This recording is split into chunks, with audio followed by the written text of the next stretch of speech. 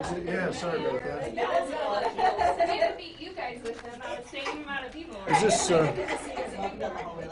Yeah, like a big hug. I guess we're officially at good afternoon, aren't we? It's 12 noon. So. I know that you probably need some time to set things up, so everybody kind of give me the thumbs up when they're ready to go. I'm good. Okay. Good afternoon, and thank you for joining me today. There are still no confirmed cases of COVID-19 diagnosed in our community.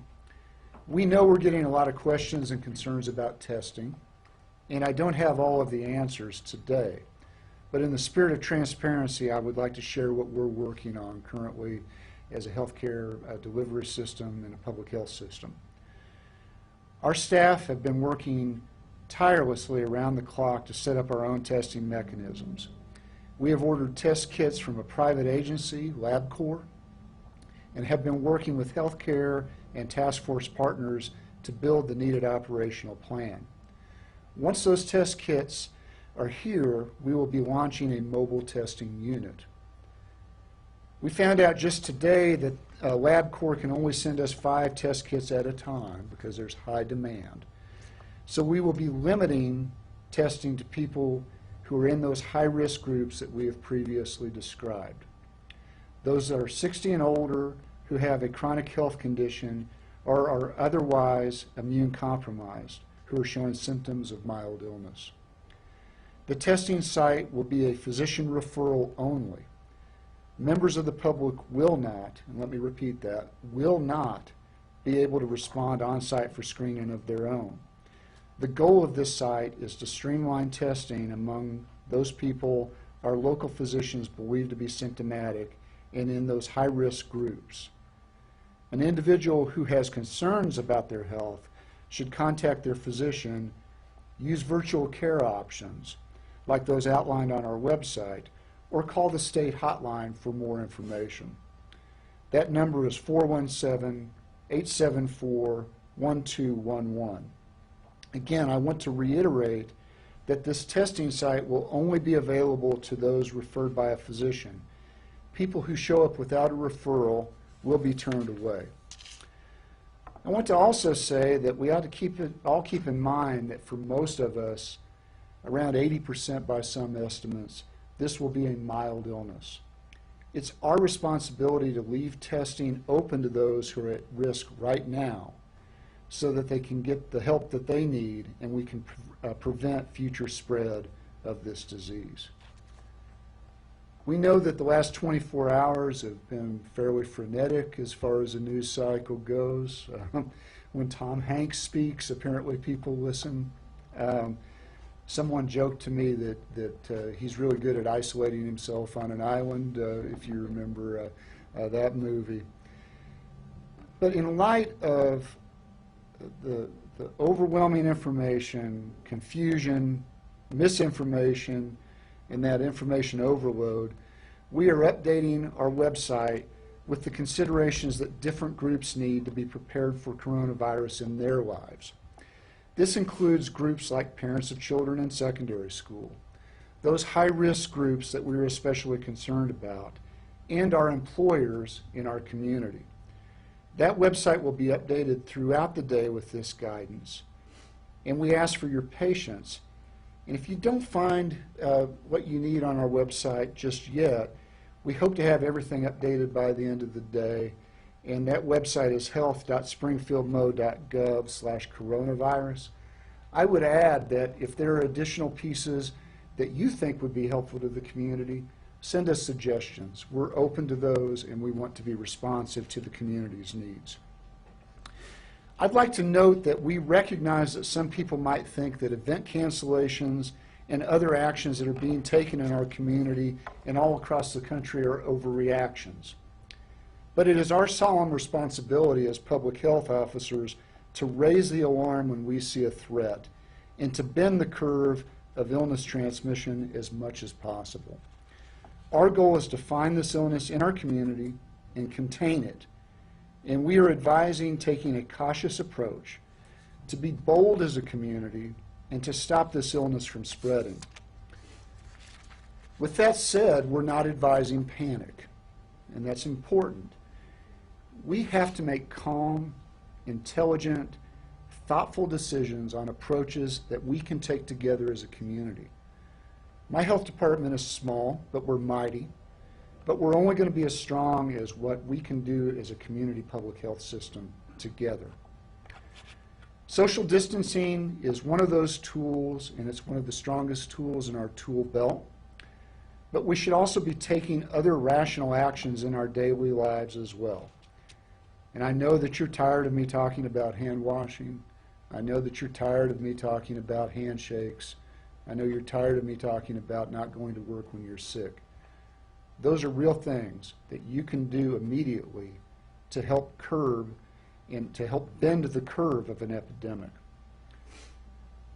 Take those actions around things that you can control. You cannot control when a virus enters our community, but you can control helping to bend that curve. It's a very important message. I'm reminded of Dr. Mark Starkloff, who was the city health commissioner in St. Louis during the 1918 Spanish flu.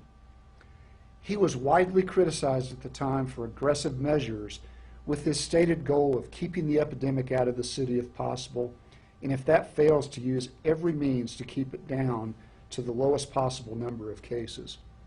The Wall Street Journal did a great piece that outlines the different approaches taken during that pandemic, and they rightly noted that history now shows that cities that did the best in 1918 were the ones that started isolating patients early and continued until the epidemic was unquestionably under control.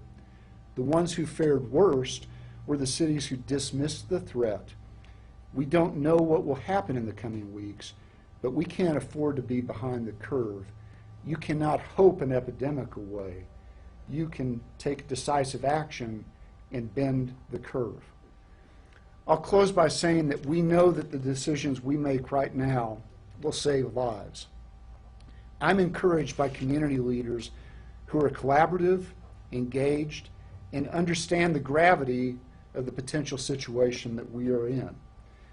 We know that there will be disruption, but we need community buy-in and cooperation to keep our community healthy. We continue to hope for the best. We hope that worst-case scenarios are wrong, and I would much rather in 6 months say that we overreacted than to be wrong and be behind the curve. So with those comments as a start, I'm happy to take your questions at this time. Area hospitals, how are they preparing for an influx of potential patients coming into their facilities? Shall we see more cases, if we see cases here in Greene County? That's correct, and so they have pandemic plans in place, and so what we've done is looked at pandemic planning through the lens of COVID-19. We have advantages in that we're able to watch what's happening in Seattle, in New York, and some of those international cities that are impacted, and you really want to then shape your policies and your actions around what you can do to mitigate things in your community. So out of all these places that are closing up shop, canceling events, where are the businesses that should still remain open? Mm-hmm. We're not recommending that businesses shut down yet, but we do have guidance for businesses out there about cleaning protocols, about things that are intelligent that you can do right now to mitigate this in our community. Of course, spring break is coming up. Correct. Kids are going to be out, children are going to be out, college students are going to be out and about. Mm-hmm. So what is there a plan in place? Should we start seeing a case after the return? Absolutely, there's a plan, and we're talking to our colleges about what happens when students come back. There's several colleges have extended their spring breaks. So what we will do if somebody comes back with symptoms is we'll isolate that patient immediately. We'll arrange for testing. Hopefully we'll have that capacity up and running, and then you work through those containment pieces that I talked about earlier in the week. Those are traditional and very, very classic public health measures, but we also will, when we have active disease transmission in our community, aggressively tack toward those social distancing pieces. You're seeing some of those things come to light now with cancellation of major events, those sorts of things. And the CDC did release guidance that will help with those mitigation efforts. It establishes framework in which you can utilize for different settings, including church services, those sorts of things. Those guidances we will continue to adopt locally, and then we'll be able to utilize those as tools going forward. So should people feel comfortable going to these businesses that are still open at this moment? We're advising currently that if people fall into those high-risk groups, 60 and over, and with chronic health conditions, that they limit their exposure to large gatherings, and that they're cautious when they go out. Hand hygiene is important. If you have options around not going to those events or using a grocery delivery service, that might be a good idea. Now, we understand that not everybody will take that guidance, but it's what our guidance is right now. I'll tell you a personal story. I sat down with my 77-year-old mother with my sisters the other day, and I told her, you've been going to church your whole life. It's not going to hurt you maybe to consider taking a few months off, because I'm not ready to lose her. So, and she would fall into that risk category. So those are the conversations, and that's a good example of things that you can do as a citizen instead of panicking and buying every roll of toilet paper you can find. Maybe working through with your family, or maybe a neighbor that could use help. Could you get them groceries? Can you help give them advice? Can you calm them down? Because really, we have to control the things that are within our control. And I don't really want to have a disease epidemic define our community. I would rather be defined by how we respond to the epidemic and what our actions that we can control can do to bend the curve. And I'm going to keep preaching that message, because if we can lower the peak and spread it out, that healthcare entity will not be overwhelmed, and they can continue to provide high quality care. So for the average person, if there's a big event, that let's just say you have tickets to this weekend, or you were planning on going to months ago, should you still go? That's an individualized decision. At this point, we're recommending people over the age of 60 and with chronic health conditions avoid those settings. That's where the biggest bulk of danger is, and I would also recommend that those folks avoid travel, unnecessary travel as well. And on that note, for those that may be traveling, they might be, hey, I'm healthy, I'm in my 20s, I can do this, I can do that. But you could still become contagious to those that actually above 60 and over if you come in contact with them. So it's limiting. That's correct. It's a tough message. We all remember what it was like to be 19 and bulletproof. But I agree. I don't think now is the time to take advantage of cheap travel offers. And it's my recommendation that people in general avoid travel, particularly overseas. You're liable to end up stuck somewhere for an extended period of time. Is there a quantifiable threshold where you would recommend some of these larger businesses might shut down or people not go to them regardless of their health situation? So the mitigation strategies that CDC has promulgated give you some guidance on that, but they're not specific to numbers, because every city and community is a little bit different.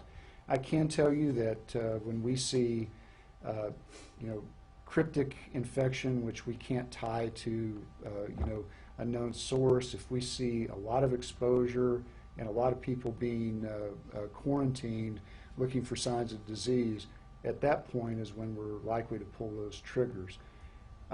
It's dependent, and it's something that when you see as a public health officer. We rely not only on training but instincts. There's a little bit of art intermingled with science here. So what is the benefit of these events being shut down or canceled? So think about a social gathering. In particular, they tend to focus on 250 people. Let's use a great example that will be real world for a lot of people in the Ozarks, a church service. What happens when you go into a church? You're shaking hands, you're hugging, you pass trays. Those are wonderful ways to convey a virus. And this is a highly infectious virus. It's a novel virus where there's no herd immunity, and so that is a very effective way to transmit that. So that's why we're working, on guidance for churches. There are intelligent things that you can do as a faith, a church, to mitigate these things, to make Facebook Live an opportunity for some of your parishioners. And I think that we need to be thinking about those things now. We need to stay ahead of this curve, and the more that you can do institutionally to plan, the better off we're going to be as a community. Once again, my health department is small, but we're mighty. But we're going to need all hands on deck moving together on this to minimize the impact on our community. The good thing about Springfield and Greene County is that we have a heritage of doing that.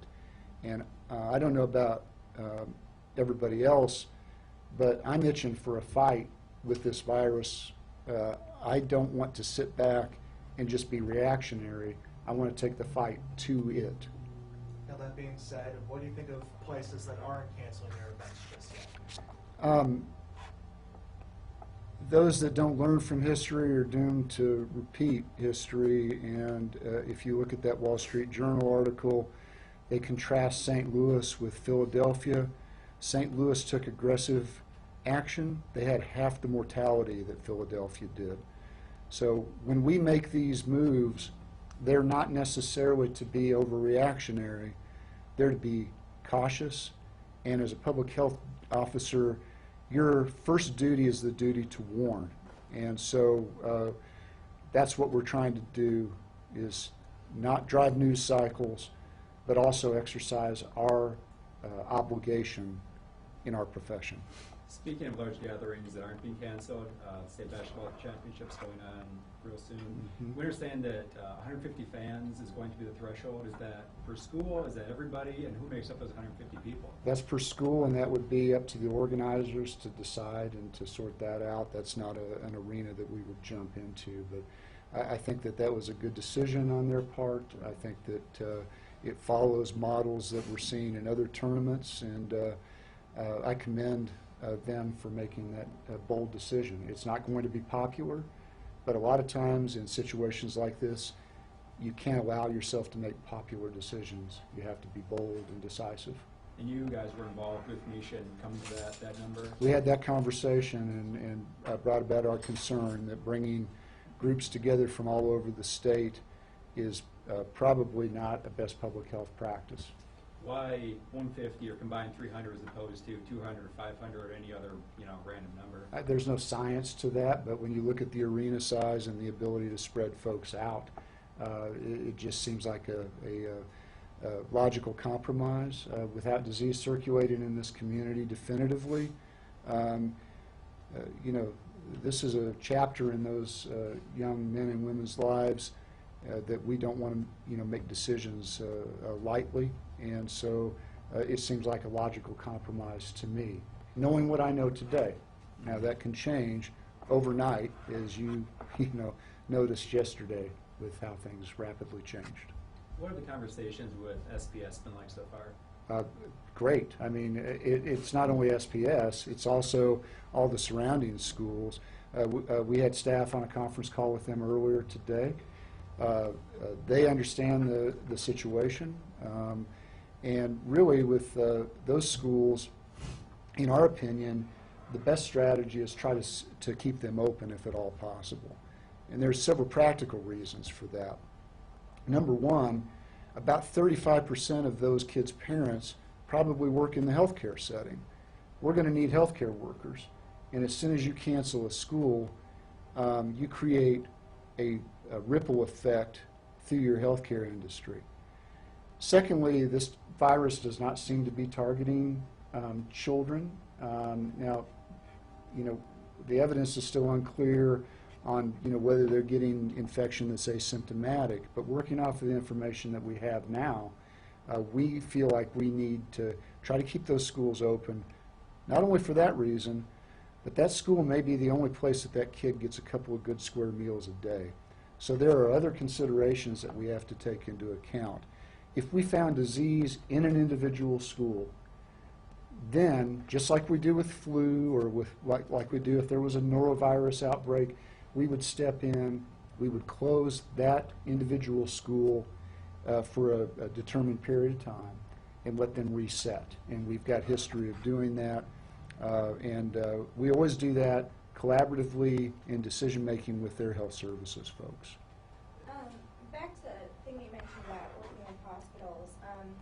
Are you folks monitoring how many beds and ventilators are available in each hospital? What is more specifically, I guess, does that look like working with those hospitals on pandemic? So our emergency response planner is in constant contact with those folks, and we're not at that point yet where those daily reports would be coming in, but that would be part of certainly setting up an emergency response protocol, and if we end up standing up incident command, that would be part of a dashboard that we would be monitoring constantly. And then, so with the limited number of tests available and then the slow turnaround from the private labs, are there enough tests available to have accurate information about who may have it? I mean, if you are only testing people with the most severe symptoms, wouldn't that lead you to believe there would be other people that just wouldn't be tested? I would equate it to this. We're playing a game of hide and go seek, but we're not seeking. And that is not a place that I want to be. We have to surveil so that you can take the next step in action. So we are aggressively seeking more test kits. The problem is that there is great scarcity and great demand. So I want to pledge to you that we're doing all that we can. The vast majority of people in this community will not need tested, even if they're symptomatic, because we're going to get to a tipping point potentially where there's disease transmission and you just make assumptions that there's disease. But right now, it's pretty critical that we're testing people that meet certain clinical criteria. And so that doesn't, what you have to be careful with here is if we do get a bunch of test kits in, we don't need to be testing worried well. We need to be intelligent and scientifically based about who we test. And so I think that the public needs to understand, just because you're worried about it doesn't mean that you would qualify for a test, even if I had a large number. So, do you have any indication that there will be soon more testing kits available? Yes, but I mean, we're going to be able to get 5 at a time from LabCorp. As soon as I get 5, I'm going to reorder 5, and I think help is on the way. Test kits are going to become more readily available, but right now we're in that scarcity stage, and really that scares people. And once again, I want to go back to this idea that the vast majority of people are going to have very mild illness that's going to resolve. So if you're sick, if you have some symptoms, don't go to work, don't go to school, don't go out and go to church. Do those intelligent things that are your responsibility as a citizen. Those are things that you can control, and I want us to all focus on things that we can control. I can't control the test kit supply, but what I can do is really work hard through multiple channels to find as many resources as I can, and I'm doing that aggressively. My staff is doing that aggressively, and we're trying to be very, very strategic in our steps moving forward. Has anyone else locally been tested since last time? Kendra?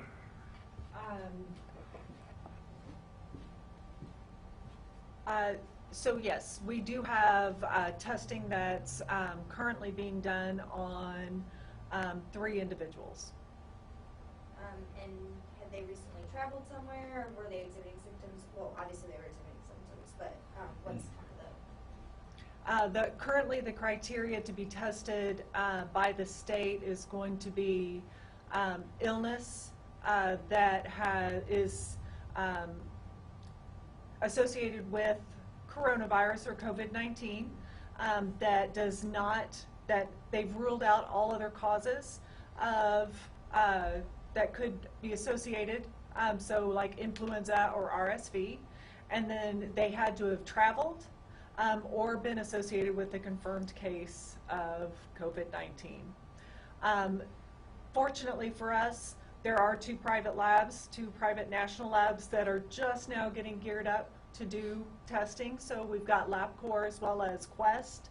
And so our healthcare partners are going to be able to start using those options as well, as are we. And are those people obviously isolated while the testing results are coming back? Yes, we ask them to self-isolate, and if necessary, I can order quarantine orders. We're not quite there yet, but that would be a next step for sure.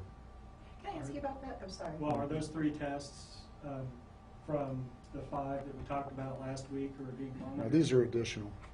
Additional. Mhm. Say someone is ordered to be self-quarantined and they fail to remain in that position, Mhm. what could potentially happen to that? How is it monitored? So we're in contact with them multiple times a day, and while I don't necessarily have staffing to show up, they understand the gravity of the situation. If we have concerns about it, we'll take additional steps, but that has not presented itself yet. But I do have legal authorities to contain people if necessary, and we will take those steps if necessary. Because kids tend to be less diligent about hygiene, they're not as good at keeping personal space, are there some unique challenges to keeping them healthy and the people they come in contact with healthy? Sure, and that happens in flu season. It happens every winter, every summer. So I think we've got guidance out there for parents with young kids, and you'll be surprised at if you model those healthy behaviors for kids, how into it they can get with hand washing and those sorts of things. So that's another thing you can take control of if you have kids, is to talk to them about those basic prevention messages. I saw somebody said that they were doing air hugs with their kids as an example of a behavior that follows the social distancing, but it's still kind of fun. Kids kind of enjoy the novel nature of that sort of approach. What, if any, planning or guidance has been done to minimize the harm on people who don't have paid leave? Is there any? Have you guys done any of that? So some of those things are outside of our control, and I know that there's federal and state efforts, so we're certainly supportive of that, and anything that we can do to drive that forward, I would be interested in, but that's quite honestly a little further down my list right now of things to push on.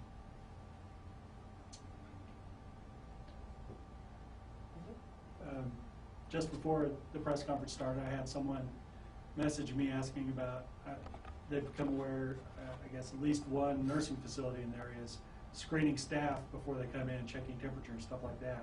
Is that something that they've communicated to you, or they've just taken up voluntarily as their own process? So there's a lot of conversations with nursing homes and with groups that have housing for our highest risk individuals, in this case the elderly. And I think that those are really intelligent approaches, and we're going to have guidance out there for that as well. It's best to keep sick people away from those populations. All you have to do is look at Washington and find out what happened there, and that's a great example.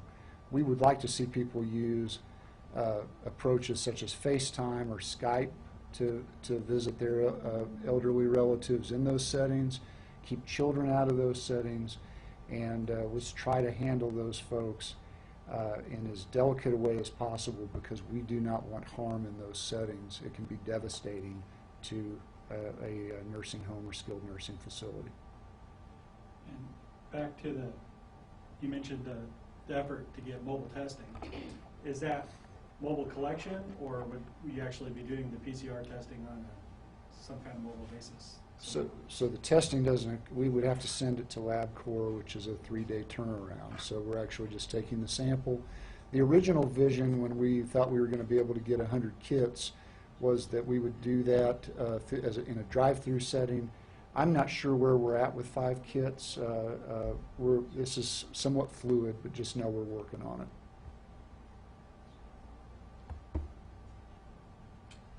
guess I have another question. So let's just say, so you said there's a limited amount of test kits, right? So for those who may be paranoid about, whether or not they have it, let's just say like you're 20 years old, my age 22, what should they do to, feel better in a way while those test kits are not available for them? Well, my 23-year-old daughter called me last night from Nashville with a scratchy throat and scared because of all the media attention and all the events. And the truth is, it's very unlikely that she has coronavirus, but I'm not sweating it if she does, because she's very healthy and she's going to recover if she does. So my advice is, stay calm.